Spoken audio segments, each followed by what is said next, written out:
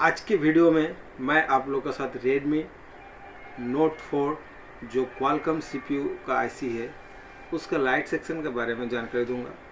और काफ़ी बंदा इसका जो लाइट सेक्शन का जो मुझे पूछते रहते कि इसका आईसी कहाँ पे है, लाइट सेक्शन का आईसी, तो इसके बारे में जानकारी दूंगा। तो hello friends, I am Shekhar Baroi watching technical aces channel. So without wasting time let's get started.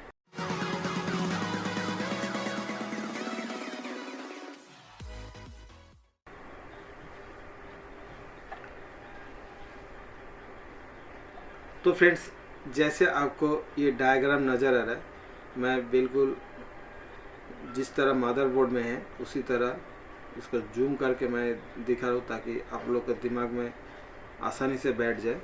ठीक है, तो देखिए ये जो Redmi Note 4 है जिसमें Qualcomm CPU का आईसी है, इसमें कोई एक्स्ट्रा अलग से आपको डिस्प्ले लाइट ड्राइवर आईसी नहीं दिया है। ठीक है, ये डायरेक्ट जो चार्जिंग आईसी है उसमें से कंट्रोल किया गया है, उसी का अंदर जो लाइट ड्राइवर आईसी है अंदर ही फिट है। ठीक है, इस चार्जिंग आईसी का अंदर। तो इसको किस तरीके से डिजाइन किया है उसके बारे में जानकारी दे रहा हूँ मैं। देखिए ये हमारा है चार्जिंग आईसी। ठीक है, ये मैं जूम करके दिखा रहा हूँ मेन चीज़ को।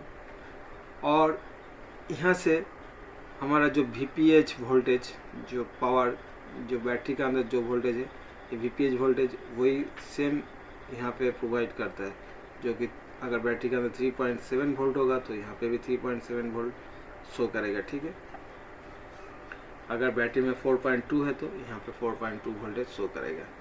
ये बात हमेशा याद रखिए। तो यहाँ पे ये VPH वोल्टेज मैं 3.7 मान के चल रहा हूँ, तो यहाँ पे भी आपको 3.7 और इस तरफ भी आपको 3.7। ये जो कॉइल बीच में लगा है इसको बूस्ट कॉइल बोला जाता है। तो इसका किस तरह प्रिंसिपल होता है वर्क करने का उसको मैं थोड़ा बता देता हूँ। और ये जो कनेक्शन दिखाई दे रहा है ये भी आपको 3.7 वोल्टेज ही मिलेगा। ठीक है, तो क्या होता है इस जगह में कुछ स्विचिंग का काम होता है, इस आईसी ने करते हैं। तो जैसे आपने डिस्प्ले का लाइट ऑन करोगे तो उस टाइम क्या होगा, इस जगह से आपको 3.7 वोल्टेज मतलब इस तरफ से जाना शुरू करेगा। तो ये जो बूस्ट कॉइल की वजह से क्या होता है, इसमें बहुत ज़्यादा रेजिस्टेंस पैदा हो जाता है। तब क्या करता है, ये वोल्टेज यहाँ से पास नहीं हो पाता है, इसलिए यहाँ से भी एक पॉइंट दिया हुआ है, इस जगह से पास करना शुरू कर देता है। ठीक है, और यहाँ पे थोड़ा रेजिस्टेंस होता है इस जगह से, तो पूरा वोल्टेज नहीं पास हो पाता है। और तब तक ये यहाँ पे क्या होता है, जो कॉइल का वजह से यहाँ पे मैग्नेटिक फील्ड क्रिएट होता है।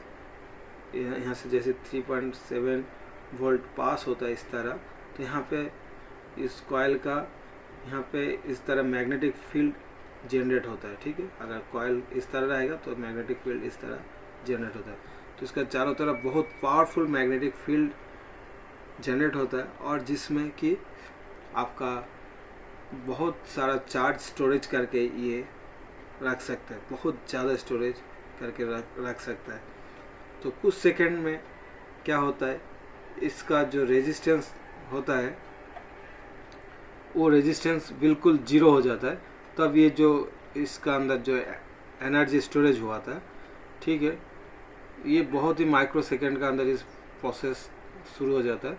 तो इसका अंदर जो एनर्जी स्टोरेज हुआ था वो एनर्जी तब यहाँ पे एक स्विचिंग होता है, ये जो पावर, ये जो कनेक्शन दिखाई दे रहा है यहाँ पे ये कनेक्शन कट आउट हो जाता है। जैसे आप लोग डिस्प्ले में ऑन करोगे, लाइट ऑन करोगे या कोई पिक्चर देख रहा है या कोई मूवी देख रहा है, उस टाइम क्या होगा, ये जो कनेक्शन मतलब स्विचिंग वगैरह होते रहते हैं। तो यहाँ पे एक बार स्टोरेज होता है, फिर यहाँ से वोल्टेज को आउट करता है। जो बूस्ट वोल्टेज 20 से ज़्यादा वोल्टेज होता है वो यहाँ से आउट होके हमारा डिस्प्ले लाइट में दिया जाता है। ठीक है, तो यहाँ पे ये वाला पॉइंट है, स्विचिंग का काम करता है। ठीक है, तो जैसे यहाँ से लाइन ब्रेक हो जाता है तो ये यहाँ पे जितना एनर्जी वोल्टेज जो तैयार हुआ था मैग्नेटिक फील्ड का वजह से, ठीक है, तो वो वोल्टेज इसका थ्रू, और यहाँ पे डायोड को क्यों लगाया गया है ना, डायोड को क्योंकि यहाँ पे इस टाइप का वोल्टेज दिया जाता है, ये अल्टरनेटिव वोल्टेज होता है, मतलब AC वोल्टेज होता है। ये आईसी उसको AC वोल्टेज प्रोवाइड करके देता है। अगर AC वोल्टेज नहीं देगा तो ये जो मैग्नेटिक फील्ड जो जनरेट होता है वो नहीं जनरेट होगा, और मैग्नेटिक फील्ड क्रिएट नहीं होगा तो वो आपका जो मैक्सिमम वोल्टेज जो बूस्ट वोल्टेज वो तैयार नहीं होगा। ठीक है, तो इसके लिए यहाँ पे उस टाइम जैसे हम लोग डिस्प्ले में टच करते हैं या मूवी वगैरह देखना चाहते हैं, उस टाइम ये आईसी क्या करते हैं, इसमें एसी वोल्टेज भेजता है। ठीक है, और इस पॉइंट को स्विचिंग का काम करता है। ठीक है, जब स्विचिंग काम करता है तब ये जो स्टोरेज क्या हुआ एनर्जी, वो एनर्जी अल्टरनेटिव होता है, तो उस अल्टरनेटिव को फिर रेक्टिफाई करके एक डायोड लगाया जाता है, फिर ये डीसी से पास कर देता है, डीसी करंट करके पास कर देता है। अगर डीसी नहीं करेगा तो हमारा जो एलईडी है वो डीसी से ही जलता है, तो इसलिए ये डायोड लगाया गया है। ठीक है, तो इस डायोड का भी बहुत महत्वपूर्ण भूमिका है। और इस डायोड का साथ साथ आपका, और यहाँ पे एक जो कैपेसिटर दिया हुआ है, ये कैपेसिटर जो आपको दिखाई दे रहा है, ये बहुत 50 वोल्ट कैपेसिटी का एक कैपेसिटर होता है। 10 यूफ का भी हो सकता है, लेकिन इसका जो क्षमता है मतलब 50 वोल्ट देने से भी ये कैपेसिटर ख़राब नहीं होगा। तो उस टाइप का एक कैपेसिटर यहाँ पे लगाया हुआ है। ठीक है, उसके बाद ये कनेक्शन सीधा आपको एलईडी में चला जाता है। ठीक है, और यहाँ पे जो 2 पॉइंट दिखाई दे रहा है, ये जो कैथोड वाला 2 ग्राउंड होता है, वो 2 ग्राउंड को यहाँ से प्रोवाइड कर दिया इस आईसी का थ्रू।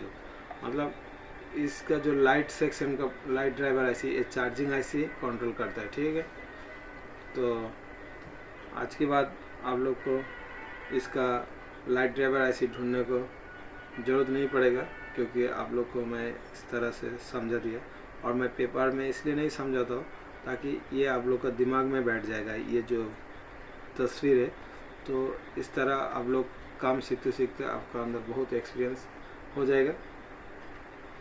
ठीक है फ्रेंड्स, तो इसीलिए मैं आप लोग को इस तरफ डायरेक्ट दिखाता हूँ, मतलब किस टाइप में होता है, और एक्चुअली जेन्युइन पिक्चर करके मैं आप लोग को सिखाना चाहता हूँ। ठीक है फ्रेंड्स, तो फ्रेंड्स आज के लिए वीडियो इतना ही है। आप लोग खुश रहिए, फिर मिलेंगे नेक्स्ट वीडियो में। तब तक के लिए bye bye and take care.